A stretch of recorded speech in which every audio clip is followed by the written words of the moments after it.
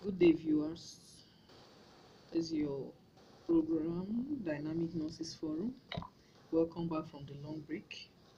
We are coming closer to the end of the year, and we've thought on so many health issues. I'm sure you've gone through them and you are living by them. Health is wealth. That is what we preach on this forum. Take care of yourself. Today we are going to be looking at hypertension, its causes, the signs and symptoms, and the complications of hypertension. Hypertension is a silent killer. It comes sometimes without any symptoms, and by then it has already destroyed so many systems in your body. At that time, maybe sometimes nothing can be done, it just breaks you down or renders you useless. It comes in form of stroke. So hypertension is when your blood pressure is above normal due to resistance in the blood vessels or blockage. What is considered normal? 120/80 is considered normal. Anything above that, 140/90 is a borderline. So we advise regular check, especially for those that have family history of hypertension. Maybe in your family, your mother or your father or any other person suffers from that hypertension.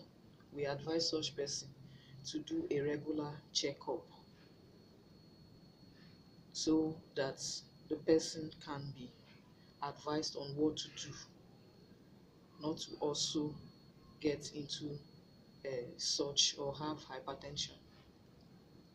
So we have two main types of hypertension. We have the primary hypertension and the secondary hypertension.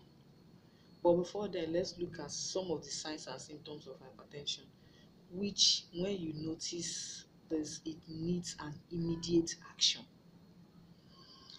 We have headache.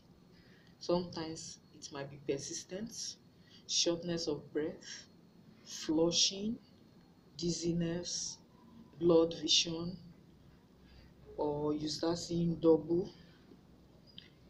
blood in urine. This can only be seen maybe when you go for a urinalysis test. So that's why we advise for regular checkup. These symptoms that I've mentioned needs or requires immediate medical attention. So let's go to the primary hypertension. Primary hypertension is also called essential hypertension. It's a kind of hypertension that develops over time with no identifiable cause. Most people have this type of blood pressure. Research are still unclear, but mechanism and cause of this type of blood pressure is both combination of the factors we've listed and the other risk factors. For example, gene. Some people are genetically predisposed to hypertension. This may be in form of gene mutation. Physical changes. If something in your body changes, you may begin experiencing issues throughout your body.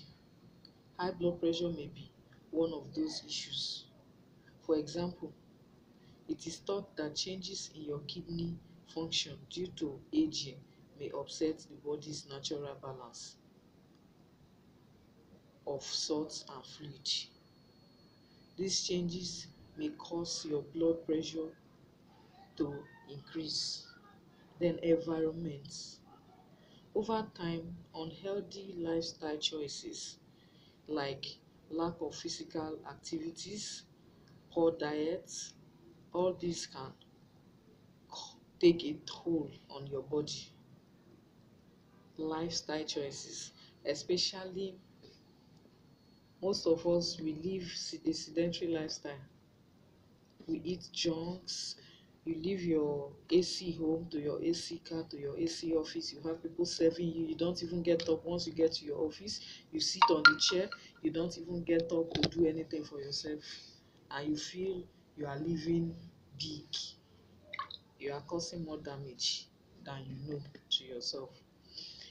Then let's look at the secondary hypertension. Secondary hypertension often occurs quickly and can become more severe than the primary hypertension.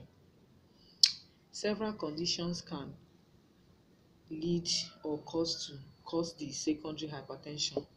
Example is kidney diseases, maybe obstruction of sleep, those people that have difficulty sleeping, congenital heart defects, problems with the thyroid, some medications, side effects of some medications, alcohol usage, alcohol abuse, tobacco abuse, then adrenal gland problems, then certain endocrine tumors also. How do we diagnose high blood pressure? It's a simple thing. Most times you just go to the hospital, and one of the routine tests that the nurses do for you is to check your blood pressure. So in that way we can detect whether it's high or it's normal. Then through urine testing also, cholesterol screening, we can also do cholesterol screening, test of your heart's electrical activities, which is called ECG. Then ultrasound of the heart or kidneys can also give us a clue to one having hypertension. Can really diagnose, before we can diagnose that one is having hypertension, we can go through some of these tests. Then how do we manage hypertension? Healthy living, healthy eating, eat right, reduce your salt intake. When we mean salt, not just using salt, reduce your salt intake.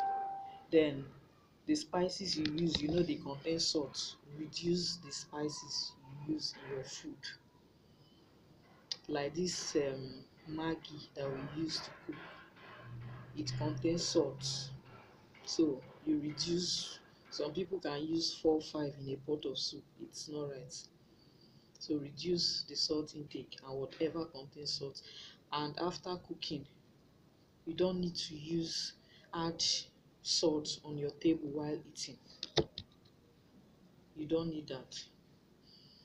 Then regular exercise, regular blood pressure check can also help you. Then for those that are obese, watch it, do exercise, watch your diet, reduce your fat or cholesterol intake for your heart's sake. Then how can we treat? There are several ways. You can use medications to treat hypertension. You can use diet, exercise also. Then there are so many medications which I won't mention here that you can use to treat hypertension. If that is needed, you can talk to us privately. Then fruits, vegetables, whole grains, lean proteins like fish. Increase your physical activities. Don't be inactive. Don't allow people to serve you all through. Then learn how to manage stress.